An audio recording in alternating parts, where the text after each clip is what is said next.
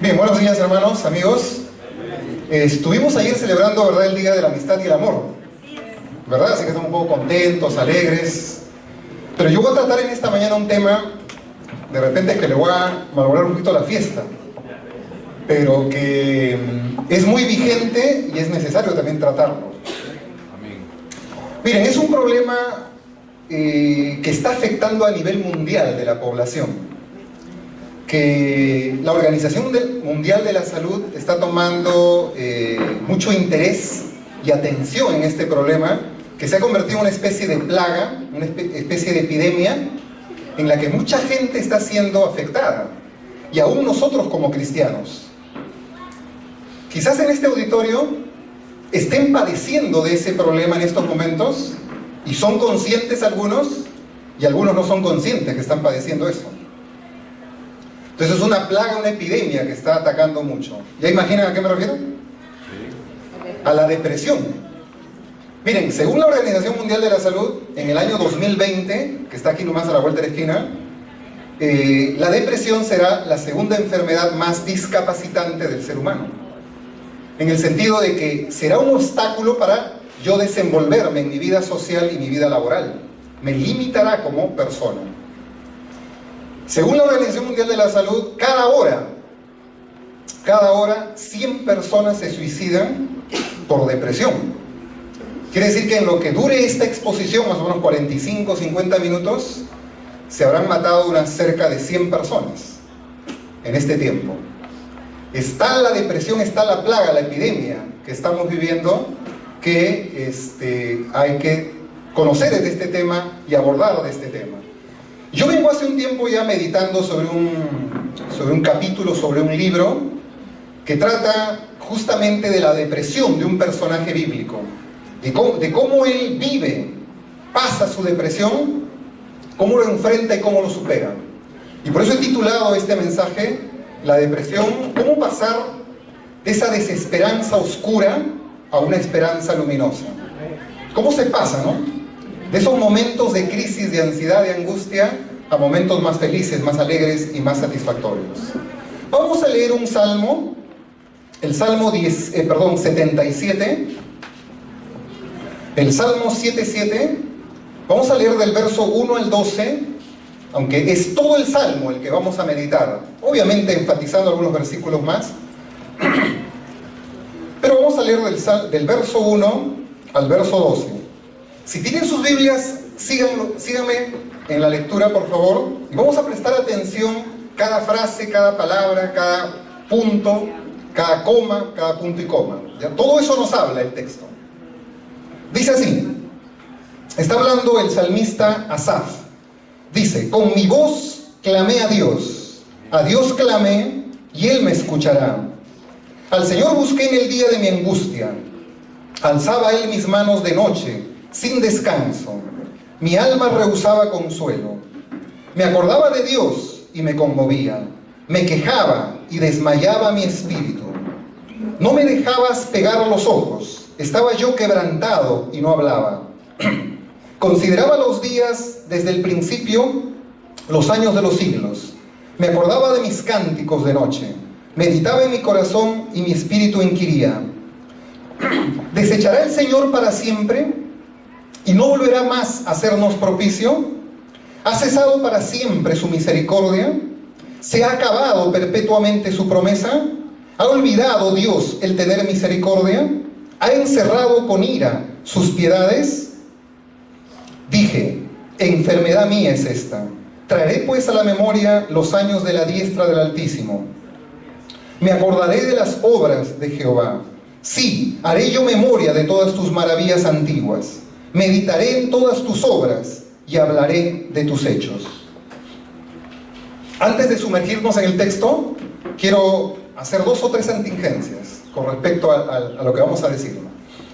En principio, el libro de Salmos y el libro de Proverbios, yo tengo por costumbre leerlos todos los días, aparte del texto que podemos leer y que leemos como iglesia, ¿no? Y yo les animo y les invito a que lo puedan hacer. ¿Por qué? Porque el libro de Proverbios me enseña lo que es inteligencia emocional. Es decir, cómo saber gobernar mi mundo interior, mi mundo de las emociones, y cómo saber relacionarme con mi prójimo. Quienes tenemos o tienen problemas en sus relaciones sociales, interpersonales, es porque no poseen inteligencia emocional. Si yo quiero tener relaciones más sanas en mi mundo familiar, social, laboral, tengo que aprender a leer, entender y aplicar Proverbios. Salmos. El libro de Salmos me enseña lo que se llama, y podemos llamar, inteligencia espiritual, que me enseña a cómo gobernar mi mundo espiritual, mi mundo, mi alma, y cómo relacionarme mejor con Dios. Eso me enseña el libro de Salmos. Miren, si yo aprendo a orar usando la palabra de Dios en general, pero del texto de los Salmos en particular, va a ser de mucha ayuda y de mucho crecimiento en mi vida personal. Hay que aprenderse de memoria Proverbios y Salmos. Y voy a desarrollar en mi vida inteligencia emocional e inteligencia espiritual. Eso entonces, ¿por qué? Porque el libro de Salmos trata de cómo un creyente se relaciona con su Dios. Eso es lo que nos habla los libros de Salmos. Cómo un creyente vive diferentes estados anímicos, diferentes momentos de pensar con respecto a su vida cristiana, con respecto a la vida, con respecto a Dios. Sus momentos de crisis, sus momentos de desolación, de depresión, como vamos a ver en esta mañana, eso hablan los salmistas. David es uno de los grandes salmistas, Asaf es otro de los grandes salmistas.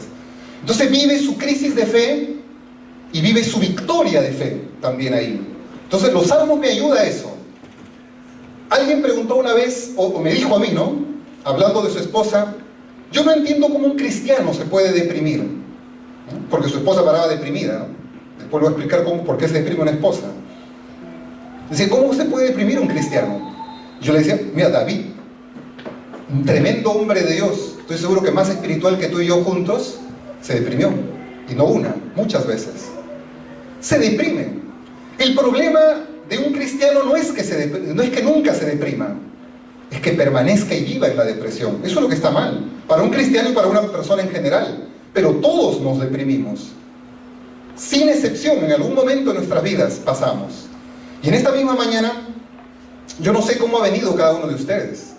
Si están tristes, están alegres, están pasando momentos de ansiedad, momentos de angustia, no pueden dormir, están con una avalancha de ideas. Yo no sé qué están pasando.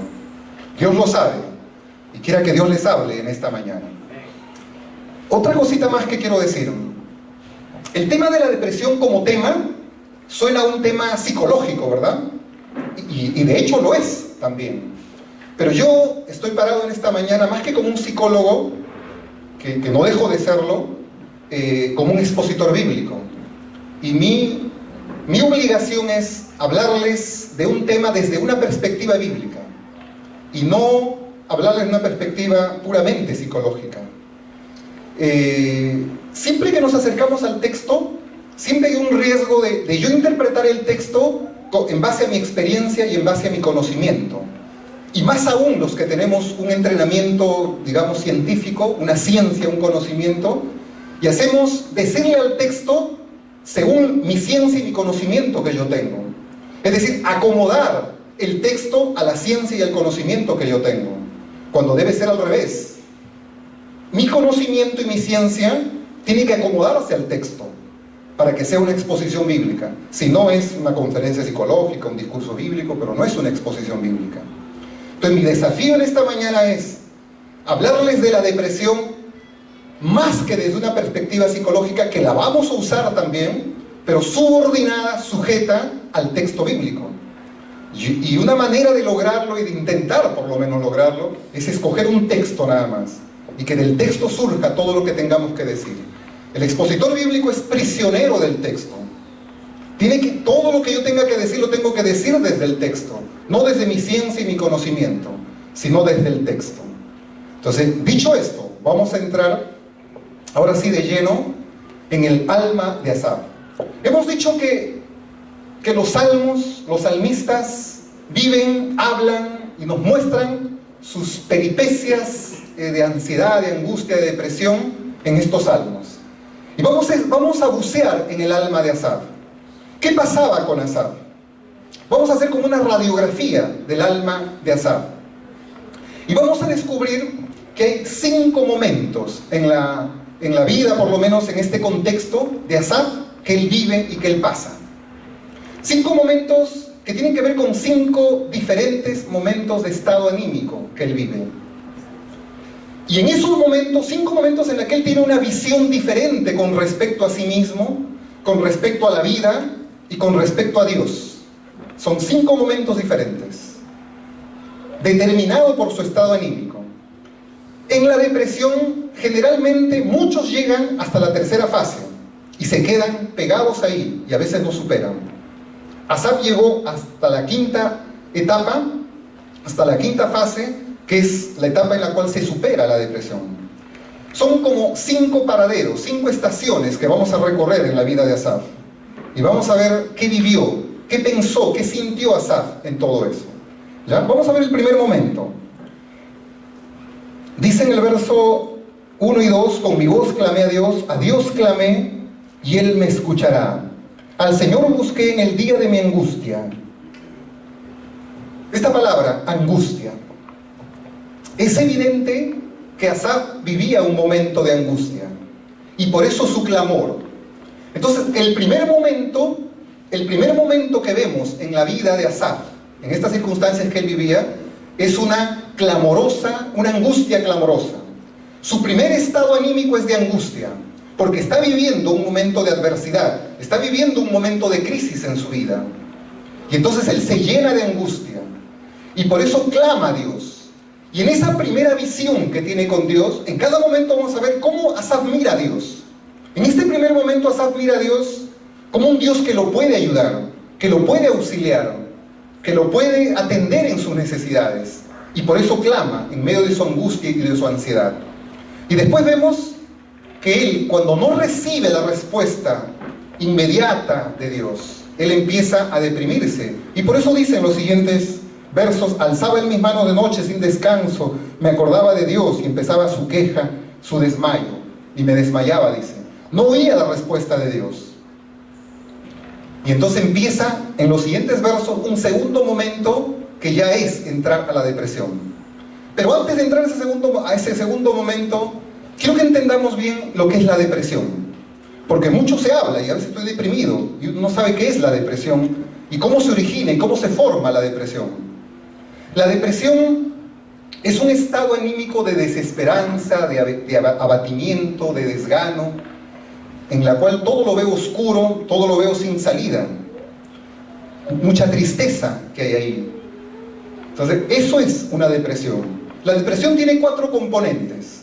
Emociones como la ira y la tristeza acompañan a la depresión, y sentimientos de impotencia y desesperanza. Digamos, son los 4 insumos, los 4 ingredientes que forman la depresión. ¿Cómo se forma la depresión? ¿Cómo llegamos a una depresión?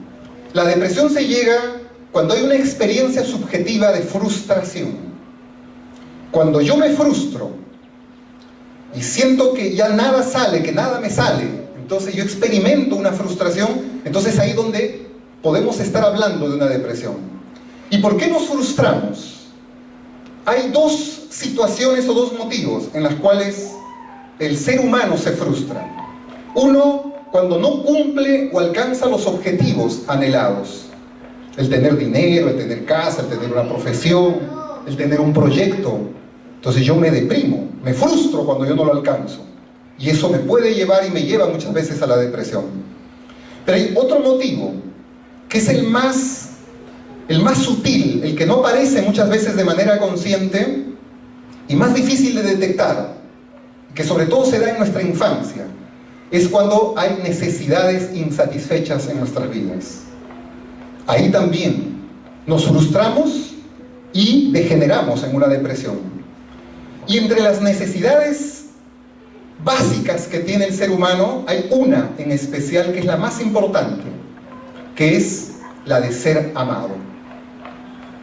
La de ser amado.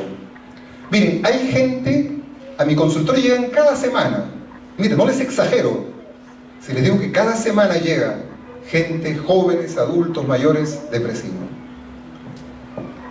Y generalmente es gente que no sabe por qué está depresiva. En algunos casos, en los pocos casos saben. Porque los que saben a veces le atienden y tratan eso. Pero mucha gente ya que no sabe por qué está. Para empezar, ni están enterados que están deprimidos. ¿Por qué? Cuando uno escarba en la vida de ellos, hay una historia de vida marcada por una carencia de afectividad. De no haber sido amados y haberse sentido y pensado amados por sus padres, por las personas significativas de su vida. Y por eso ahora viven con esa insatisfacción, viven con esa rabia, con esa cólera interna que está ahí. Entonces, eso le genera la depresión. Y por eso podemos hablar de dos tipos de depresión. Hay una depresión que la psiquiatría señala como depresión endógena y depresión exógena. La endógena es algo interno, la exógena es algo externo. Yo no estoy muy de acuerdo con esa clasificación. Yo he hecho mi propia clasificación personal, en la cual yo abordo eso. Y yo le llamo a una la depresión coyuntural, que es cuando yo me deprimo porque hubo un hecho, una coyuntura específica, concreta, de situaciones de pérdida que me llevan a la depresión. Pero hay depresiones estructurales, es la otra clasificación, que tiene que ver ya con algo interno y que tiene que ver con mi personalidad. O sea, hoy se habla de un trastorno de personalidad depresiva. Ya la depresión como un trastorno de personalidad. Y son las personas que viven con mucha insatisfacción en su vida, que ven la vida muy pesada, muy difícil. Y hay momentos en que hacen crisis, pero hay momentos en que toda su vida se pueden pasar así, sufriendo ese trastorno de personalidad depresiva, y que nunca lo superan, y pueden vivir el resto de sus vidas así. Entonces, cuando no se siente una persona amada, se hace una persona vulnerable a la depresión. A mi consultor también llegan esposas que no se sienten amadas, valoradas, bien tratadas por los esposos, y están ahí deprimidas, y están enfermas. La carencia de amor, la carencia de afectividad, y más en las mujeres, más en las mujeres. No hay tiempo para explicar por qué. Más en las mujeres se produce la depresión. Por eso que, aunque de diferente manera también que en el hombre. Bien, no hay mucho tiempo para explicar más cosas. Vamos a entrar al segundo momento por la que pasa Asaf. Dice a partir del verso 3: me acordaba de Dios y me conmovía, me quejaba y desmayaba mi espíritu. No me dejabas pegar los ojos, estaba yo quebrantado, no hablaba. Es un segundo momento en la que ella retira su mirada de Dios para ponerla en sí mismo. Y es un momento en el cual la tristeza lo invade y cae en una depresión. Ya es un segundo momento netamente de depresión la que él está viviendo. Y lo que los versos siguientes hace es describir los síntomas de la depresión. Por ejemplo, menciona,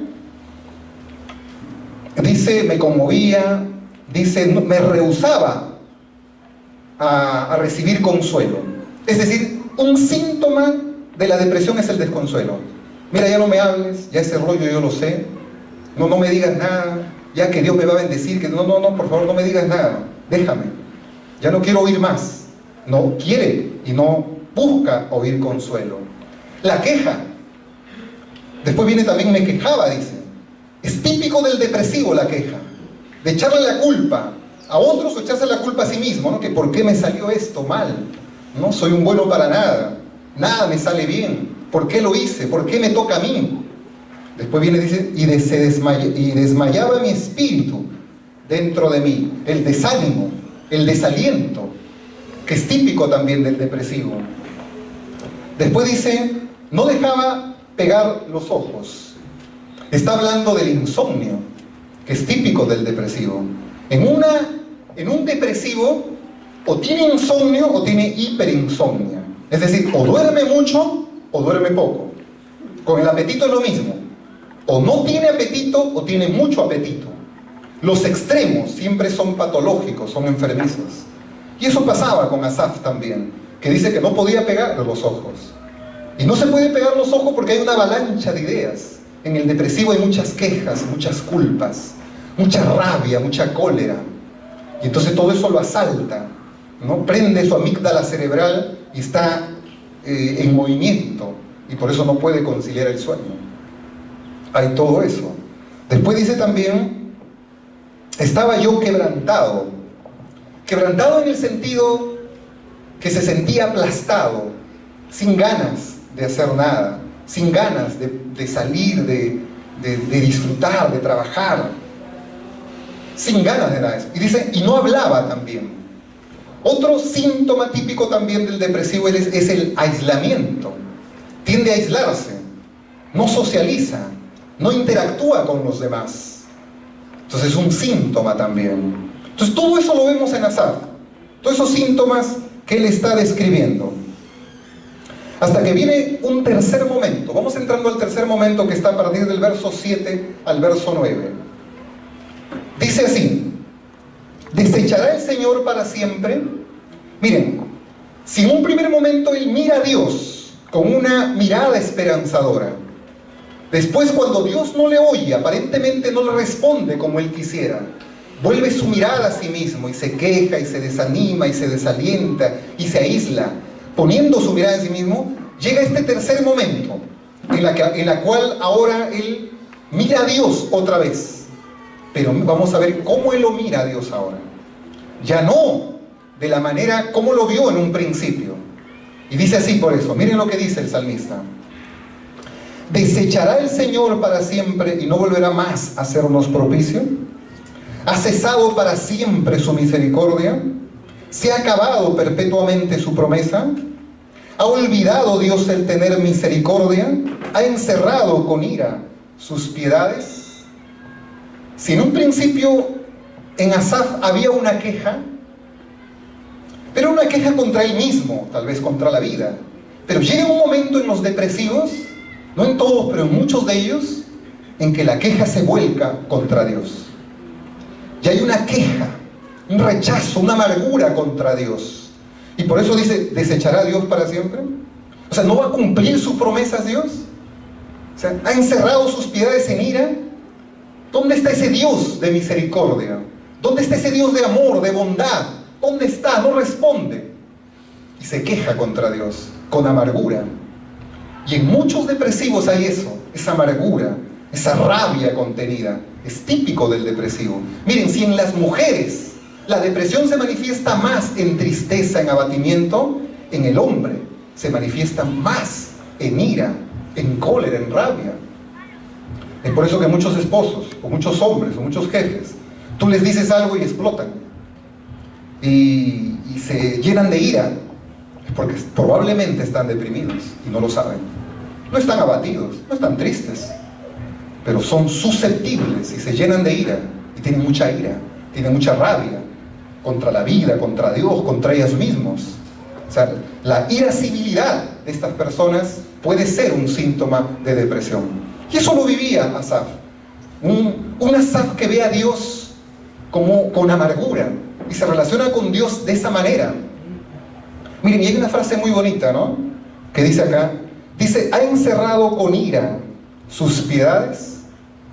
Es literatura pura, ¿no? Y esta frase me hace pensar en un gran poeta peruano, que fue un poeta depresivo. ¿Se acuerdan quién puede ser poeta depresivo? César Vallejo. César Vallejo. Cuando uno lee sus poemas, no hay que ser psicólogo para darse cuenta que este hombre era un hombre que sufría de trastorno de personalidad depresiva. Y hasta el día de su muerte fue un depresivo. Claro que su depresión le llevó a escribir tales poemas, tal genialidad para escribir esos poemas, ¿no? Y miren, por ejemplo, él dice en uno de sus poemas, esta tarde llueve mucho, como nunca, y yo no tengo ganas de vivir. Yo no tengo ganas de vivir. ¿Y cómo titula su poema? Heces, así lo titula, ¿no? Después, bueno, los piedras negras o piedra blanca bien conocido, ¿no? Me moriré en París con aguacero, un día del cual ya tengo el recuerdo, y no me corro, tal vez un jueves, como hoy, de otoño. Y efectivamente se murió en París, y casi se muere un jueves, ¿no? Se murió el viernes a las 9 de la mañana, más o menos. Casi acierta, ¿no? Pero él era un hombre sumamente depresivo. Y es interesante ver en la vida de Vallejo, de César Vallejo, que Dios estaba presente en la vida de Vallejo, pero no con una visión positiva que él tuviera de Dios, sino con una visión negativa. Y por lo menos hay dos poemas en los cuales podemos ver que efectivamente es así, ¿no? ¿Se acuerdan el poema de los heraldos negros? Dice, ¿no? Hay golpes en la vida tan fuertes, yo no sé. Dice, golpes como el odio de Dios. Qué manera de escribir Vallejo, ¿no? Para describir su vivencia, ¿no? Golpes como el odio de Dios. Él está diciendo, Dios me odia, dice, ¿no? Tiene otro poema donde dice, yo nací el día en que Dios estuvo enfermo. Grave, dice, ¿no? Así escribía César Vallejo, ¿no? Hay golpes en la vida tan fuertes, yo no sé, golpes como el odio de Dios. Que como que si ante ellos la resaca de todo lo sufrido, la palabra sufrido de un depresivo, ¿no? Se emposara en el alma, ¿no? Está emposada en su alma todo eso, ¿no?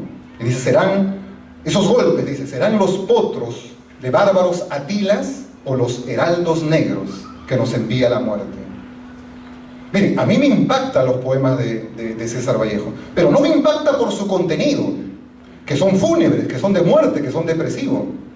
Me impacta por la capacidad literaria de describir un estado anímico en los términos que lo describe. Y me impacta a mí como psicólogo de poder estudiar la riqueza de un alma, la vivencia de una persona depresiva y cómo afrontó y vivió su depresión. En ese sentido me impacta. Por eso el salmista Asaf dice, ha encerrado su ira, ha encerrado sus piedades en ira. Es decir, Dios ahora no hay piedades, manifiesta su ira. Como César Vallejo, ¿no? César Vallejo tiene otros poemas donde dice también que se queja ante Dios, Dios mío, mi alma sufre, llora, tú no tienes Marías que se van.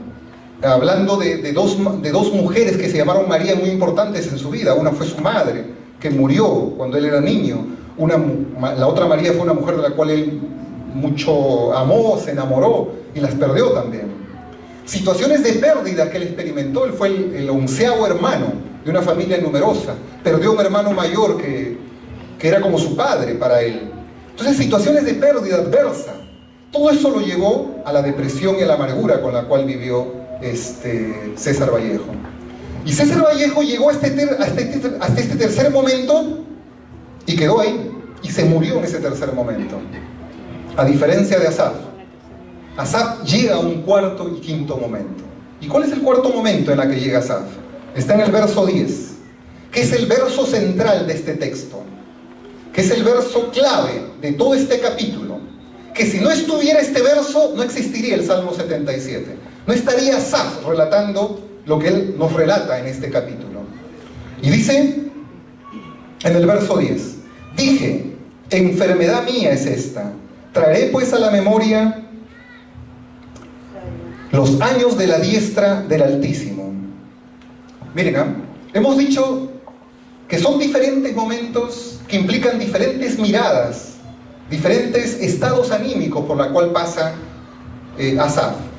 Si hubo un primer momento en que él vive una angustia clamorosa y mira a Dios con cierta esperanza para que lo ayude. Después viene un segundo momento de tristeza, de depresión, y ya no mira a Dios.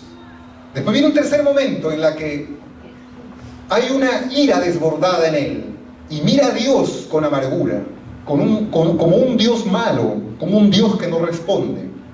Ahora viene y entra a un cuarto momento en que ya no mira a Dios, vuelve a mirarse a sí mismo, retira su mirada de Dios y la pone ahora en sí mismo. Y podemos llamar este cuarto momento como un momento de serenidad y confrontación consigo mismo, porque eso es lo que va a hacer. Se va a serenar y va a hacer una autoconfrontación. Por eso dice él, y dije, empieza a hablarse a sí mismo, empieza a tratarse consigo mismo. Dice, esta enfermedad es mía, traeré a la memoria la diestra del Altísimo. Entonces dice, yo tengo que cambiar mi perspectiva, mi mirada. Algo no está bien conmigo. Empieza a hablarse consigo mismo. Y en este verso empieza el proceso terapéutico de cambio y de superación en la vida de Asaf de este problema de depresión que pasaba. Y la depresión, según diversas corrientes psicológicas, según lo que la psicología nos puede enseñar, según lo que la psicología ha descubierto, porque la ciencia es de Dios y que los científicos descubren nada más. Entonces, para superar una depresión tenemos que pasar por tres fases dentro de este cuarto momento, por tres fases. Una primera fase, que es la que él vive también Asaf, es lo que podemos llamar la autoconciencia.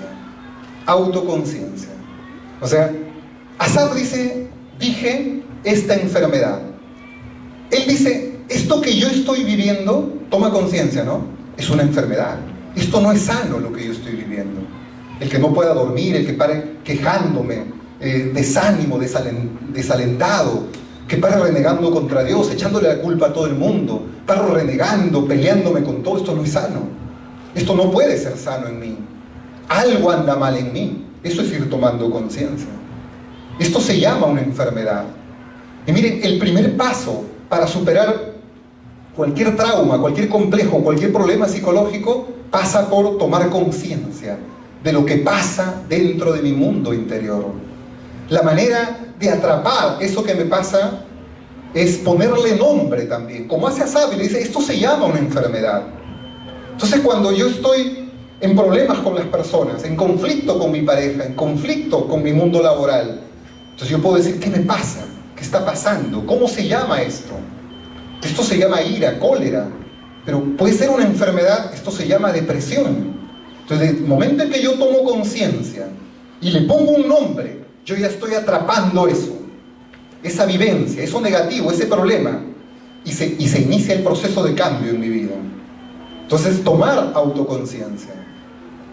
Miren, hay mucha gente que tiene problemas de depresión y ansiedad y que no lo sabe, pero que tiene problemas orgánicos, problemas físicos, y que está yendo a un médico cuando debería estar yendo a un psicoterapeuta.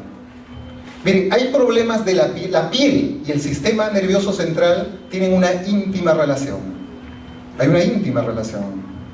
La rosácea, el vitíligo, el acné, todos esos son problemas del sistema nervioso central la mayoría de las veces. Y mucha gente va al dermatólogo para que lo ayude. Pero el problema no es un problema de dermatología, es un problema de ansiedad, es un problema de depresión. Las enfermedades autoinmunes. ¿A qué se le llaman enfermedades autoinmunes?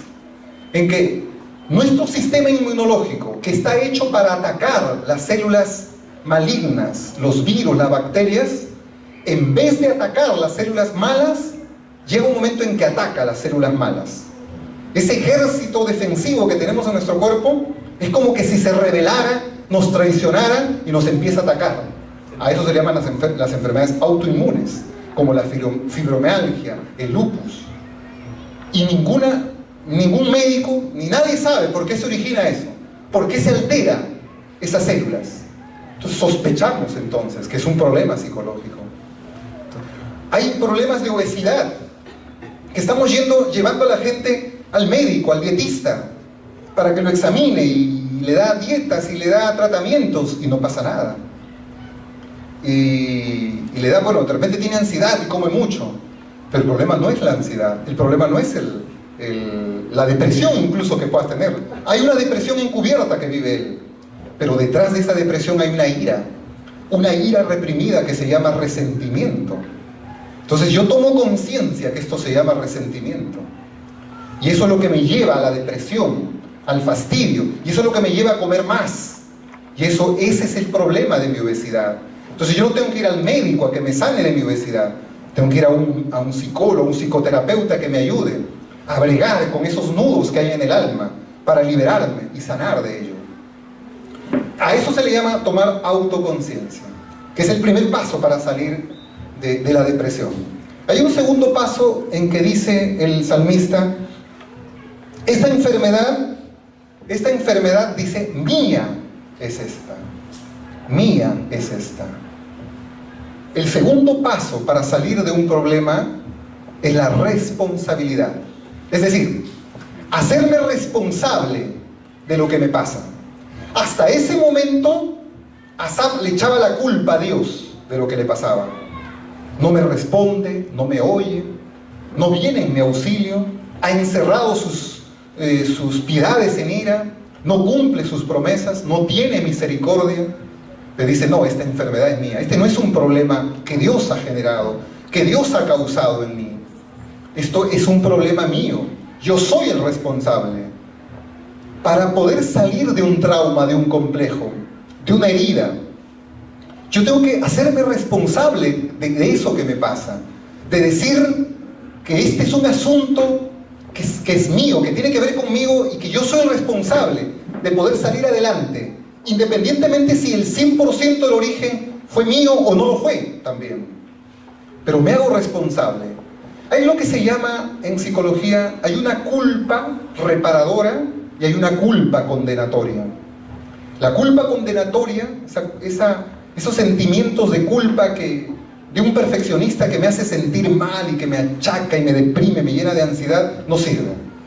Pero hay una culpa reparadora que me hace sentir mal de lo que he hecho, pero que me impulsa a poder cambiar, a hacerme responsable de lo que me pasa.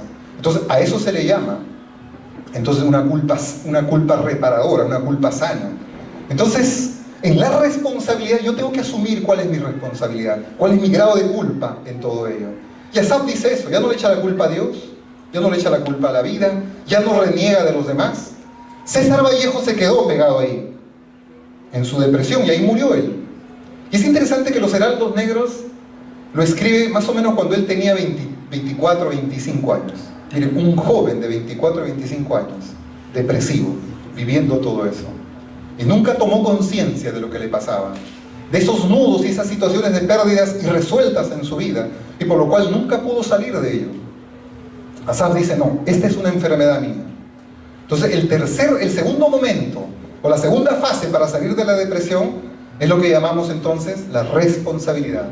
Pero hay un tercer momento, una tercera fase, que se llama, que dice, traeré pues a la memoria los años de la diestra del Altísimo. Dice, traeré a mi memoria, traeré a mi mente nuevos conceptos, nuevas ideas, nueva visión. Es lo que se llama la reestructuración mental o reestructuración cognitiva. Miren, todos los que estamos aquí tenemos creencias, tenemos esquemas, tenemos paradigmas en nuestra mente que hemos acumulado a lo largo de nuestras experiencias y vivencias en la vida.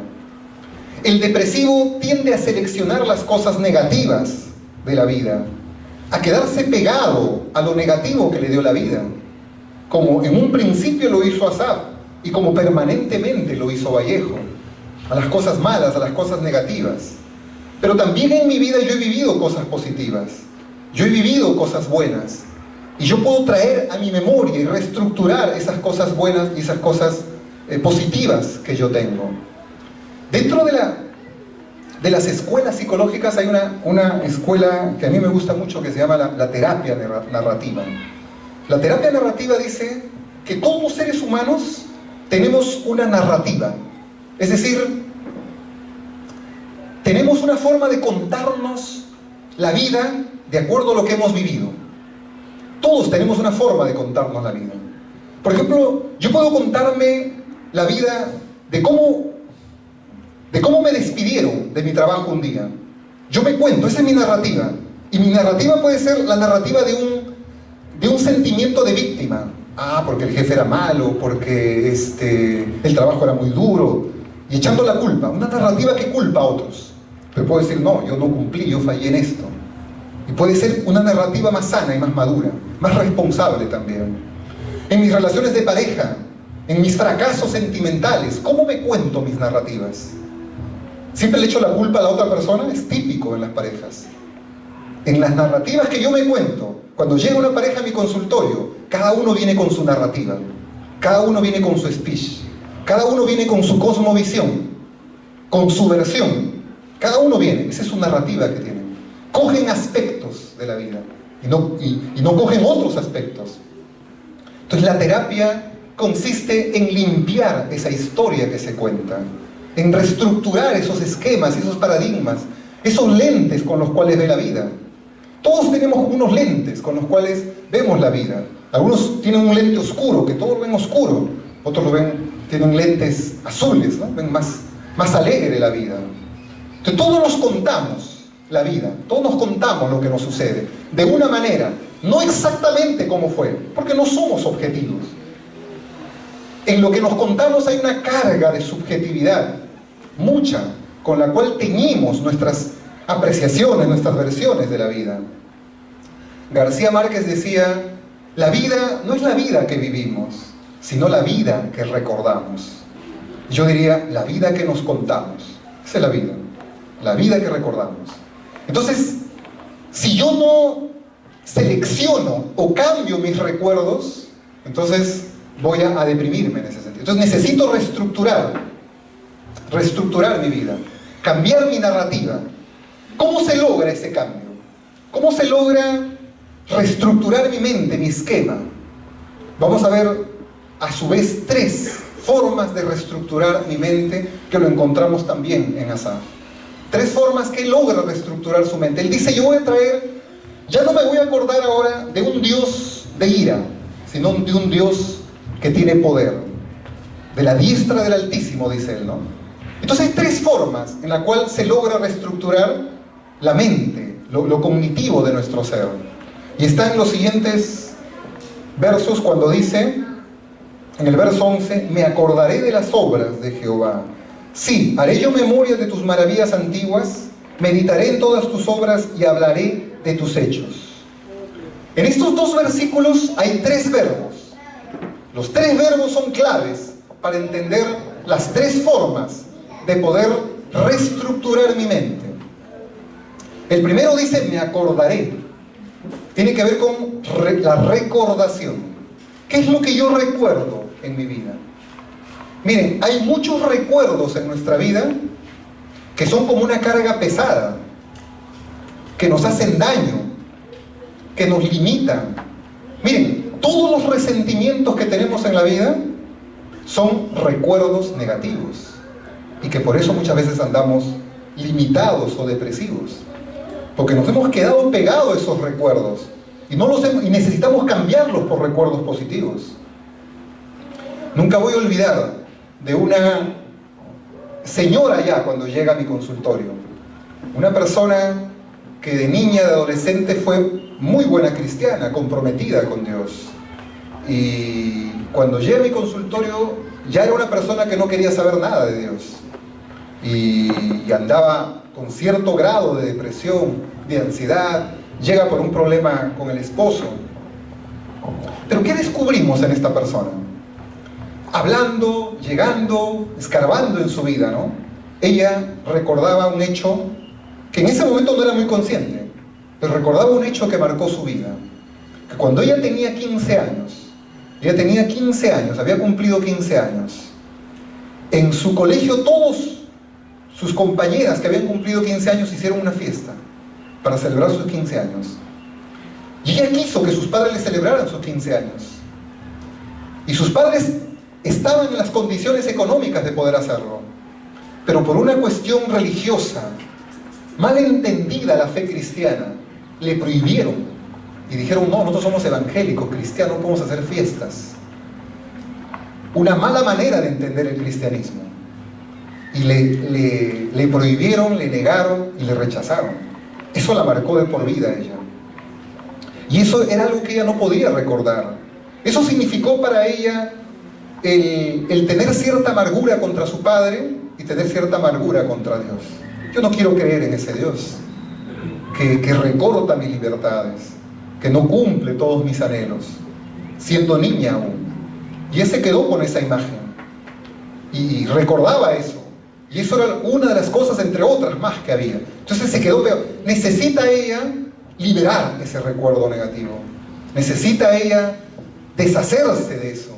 Traer a la memoria otros recuerdos positivos de su padre. Porque se quedó pegado a los recuerdos negativos de su madre. Otro caso de un joven. Ya él llega a mi consultorio de 19, 20 años.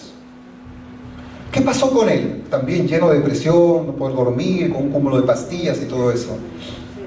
Él llega y dice que cuando él tuvo 3 o 4 años, su madre la abandonó.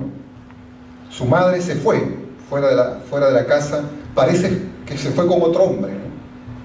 Cuando él tiene 13 o 14 años, más o menos a los 10 años, su madre vuelve a aparecer en su vida. Pero vuelve a aparecer en su vida solo para despedirse, porque un cáncer terminal se la iba a llevar. Entonces ella aparece para eso nada más, para despedirse, y muere. Y el adolescente pasa un tiempo en el velorio y él cuenta, dice, yo no sabía, yo no podía llorar, no me salía ni una lágrima. Y vivió su confusión. Y ahí estaba ahora, a los 19 años, 20 años, sin poder dormir, sin ganas de luchar, de enfrentar, de estudiar algo en la vida.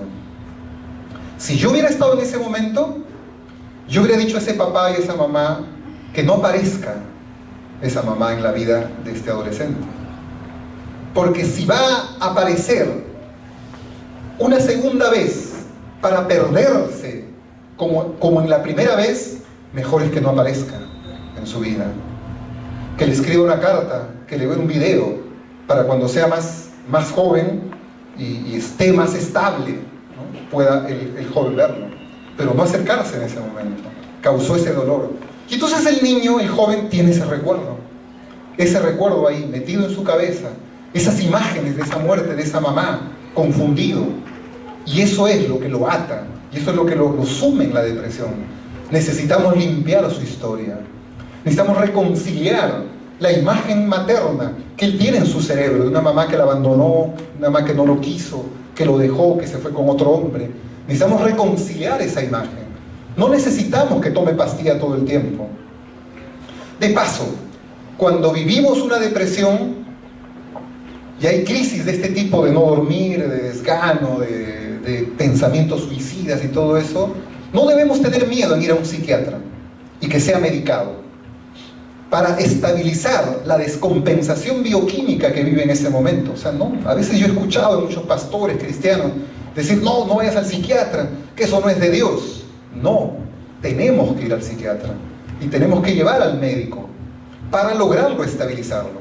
Pero no creamos que las pastillas antidepresivas o ansiolíticos lo van a sanar, lo van a calmar, para que una vez que esté calmado, él resuelva los nudos de su alma, los recuerdos negativos de su vida, y pueda reestructurar su mente, hacer una terapia cognitiva, de tal manera que pueda definitivamente superar su depresión. Entonces, ese es el primer punto, recordación. ¿Qué recordamos en nuestra vida? ¿A qué está pegado nuestra mente?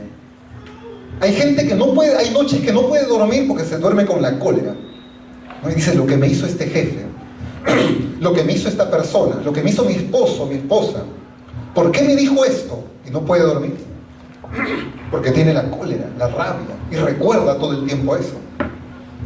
Necesita sanar, limpiar esos recuerdos para poder lograr la reestructuración cognitiva. Pero hay un segundo momento. Dice, también meditaré en todas tus obras. Cuando Asaf estaba lleno de ira, en la segunda fase, lleno de ira, lleno de cólera, echándole la culpa a Dios, él no meditaba. Porque cuando uno está con ira, con ansiedad, con cólera, nuestra razón queda apagada, queda neutralizada. Entonces, mientras eso suceda ahí, no podemos salir de la depresión.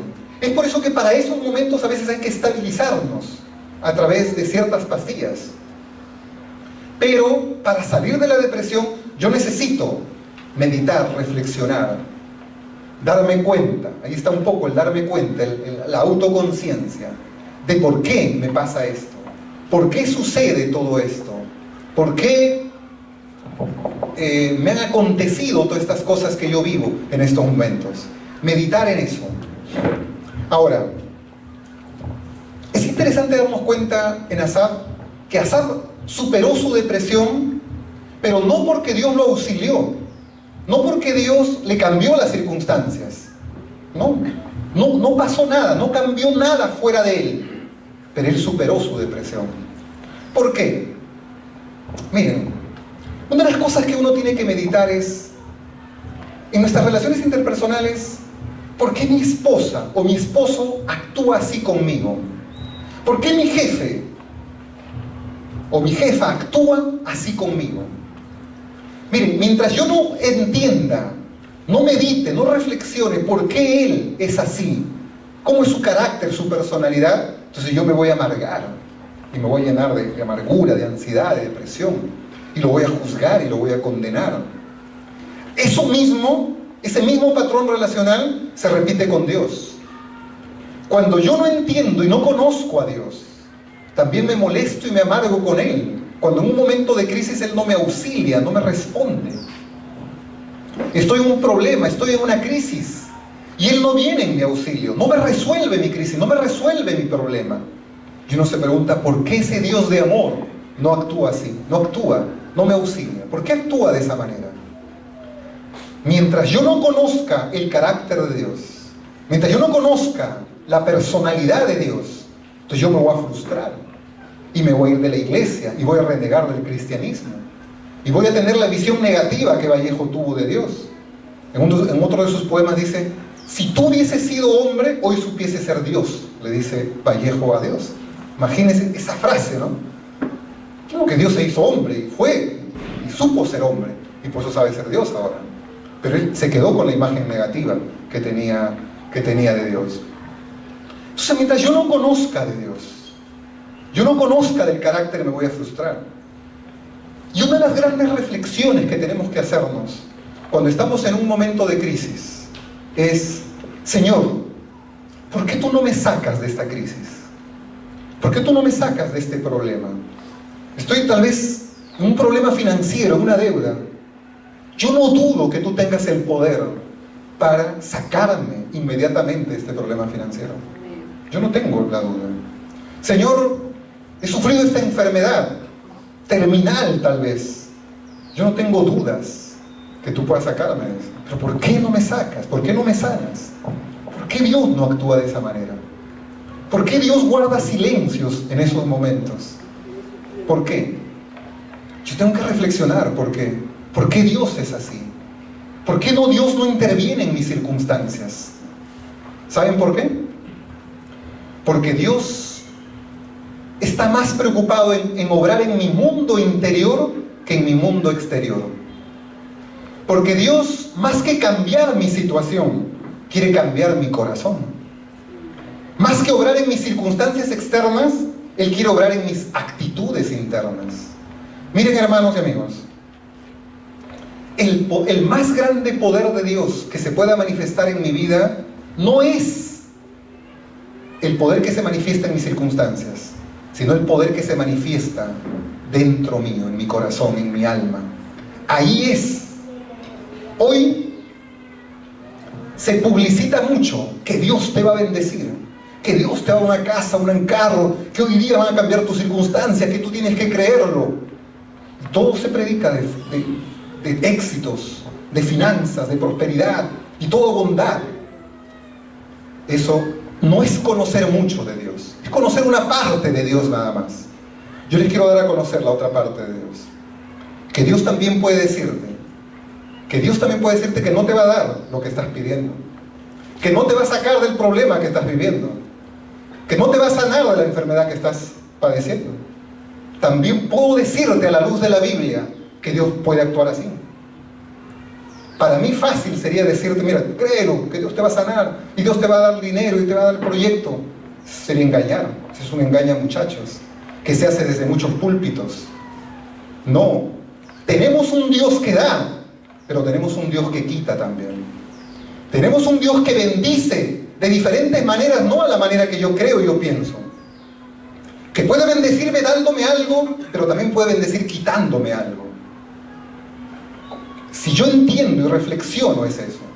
Entonces yo voy a creer en Dios y no me voy a desestabilizar y no voy a entrar en una crisis de fe. Créanme, hermanos, que uno crece más en la vida cristiana y madura más que cuando sufre momentos de pérdidas, momentos de crisis, momentos en que Dios no actúa y no me soluciona problemas externos. Es ahí donde uno crece más y es de más bendición para otros también. Eso es lo que yo tengo que reflexionar. Eso es lo que yo tengo que entender de Dios. Ese es el carácter de Dios. Esa es la forma de actuar de Dios. Y eso es lo que está entendiendo Asaf. Meditaré en todas tus obras, Señor. No solamente en tus obras de portentos y milagros, sino en tus otras obras, en las cuales guardas silencio. Y aparentemente no me ayudas, aparentemente te escondes. También voy a meditar en todas tus obras, dice, ¿no? Y tercero, para superar la depresión. Entonces, la reestructuración que hemos dicho, ¿no? Tiene que ver con tres fases, con tres partes. La recordación, la reflexión y ahora vamos a ver, por último, la verbalización. Cuando dice Asaf, hablaré de tus hechos. Hablaré de tus hechos. Necesitamos hablar de lo que Dios hace, de lo que Dios dice en su palabra. Yo quiero hablar, yo quiero verbalizar todo eso, ¿no? El lenguaje, la palabra crea realidades. La vida y la muerte, dice, están en poder de la lengua, y el que lo ama, dice, comerá de sus frutos. ¿Qué es lo que yo hablo? ¿Cuál es el vocabulario que yo estoy usando? Si mi vocabulario es de pura queja, y que no me sale esto, no me sale lo otro, que Dios no me escucha, que Dios no me ama, que mi esposo es así, que mi esposa es asá, que los hermanitos, que el pastor, puras quejas, ¿no? Un vocabulario negativo, todo el tiempo. Entonces, todo eso que yo hablo se va creando en mi realidad. Voy haciendo que mi realidad confirme todo eso que yo estoy hablando. Y no porque como dice la nueva era, lo que tú hablas se va a cumplir, es una energía que hace que se cumpla, no, sino que al hablarlo yo me predispongo y me condiciono a que eso suceda.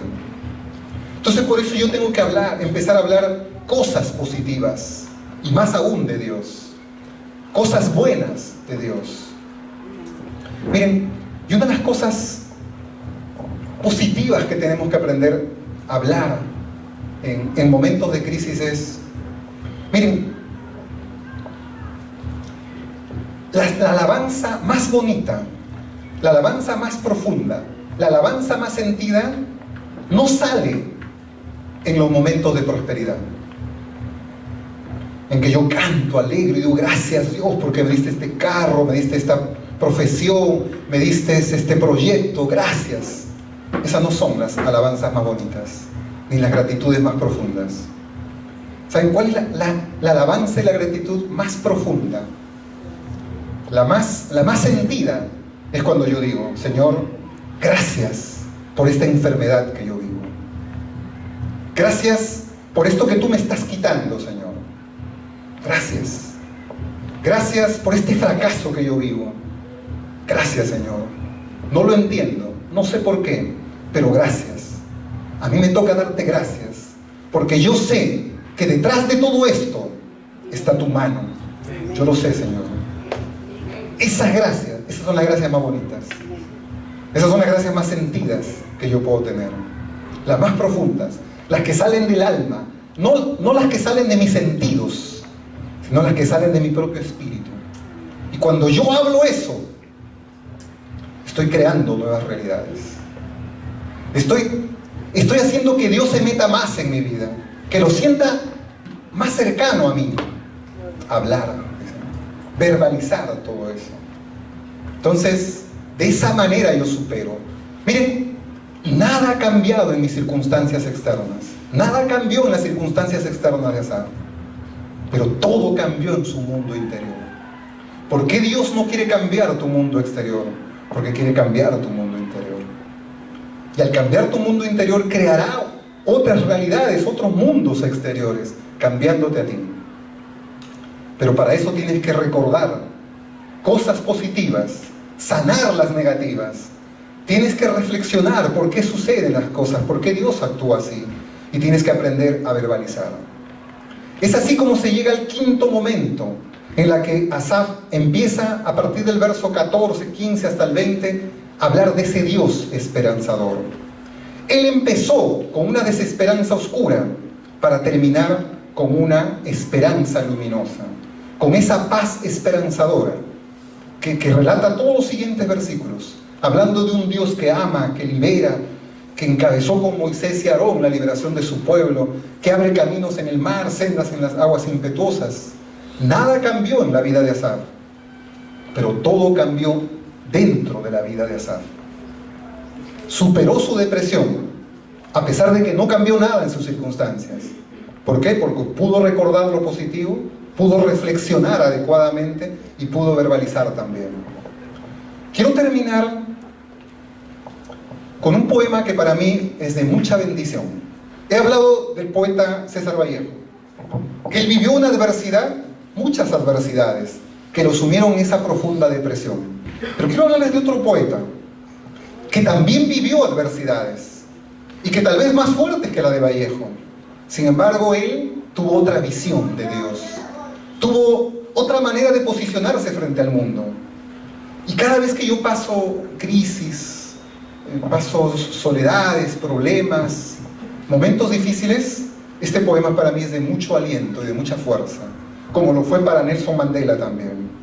El poema se titula Invictus, lo escribió William Henley.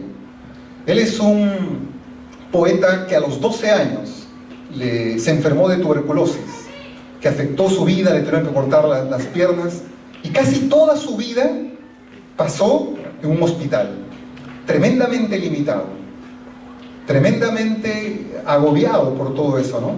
Pero él escribe un poema muy bonito, ¿no? Que se llama justamente Invictus, ¿no? Que sirvió de mucho aliento también en la vida de Nelson Mandela. Dice el poema más o menos así, ¿no? Desde esta noche que se cierne sobre mí, dice, oscura como el insondable abismo, yo doy gracias a Dios, bueno, él dice a los dioses, pero yo lo arreglo un poco, a Dios, dice, por mi alma invicta.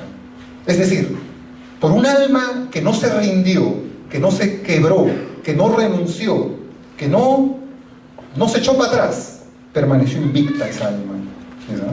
¿Sí? Dice, caído en las azarosas garras de las circunstancias, nunca me he quejado ni me he lamentado. Él vivió inválido, postrado en una cama. Él dice, nunca me he lamentado ni me he quejado. A veces yo me quejo por cosas menores, por cosas que no llegan a la milésima parte de eso de él. Él dice, no me he quejado ni me he lamentado. Dice, sometido a los golpes del destino, mi cabeza está ensangrentada, pero dice, sigue erguida. No me agacho, no me rindo, sigue erguida, ¿no? Dice, más allá de este lugar de sombra y de muerte, la amenaza de los años me encontrará y me encuentra sin miedo, dice, ¿no? Sin miedo, ¿no? Y la última frase, la más bonita, ¿no? Cuando dice, no importa cuán estrecho sea el camino, cuán cargada sea la sentencia, Dios es el amo de mi destino y yo sigo siendo el capitán de mi alma. Es un lindo poema que lo escribe un hombre sumido en una tremenda adversidad, pero que no renegó de Dios, no renegó de la vida, no renegó de sí mismo, a diferencia de Vallejo. Llegó a la quinta etapa de Asaf, pudo superar su depresión, pudo enfrentar estoica y valientemente la vida. Yo empecé esta prédica diciendo, yo no sé cómo están cada uno de ustedes, yo no sé qué vivencias emocionales ustedes están viviendo, yo no sé cuál es el estado anímico, yo no sé qué pensamientos golpean su mente en ustedes. Yo no lo sé, Dios lo sabe. Dios y ustedes, cada uno lo sabe, que está viviendo. Yo lo que sí sé es que en la vida de Asaf encuentro 5 momentos por las que pasó Asaf.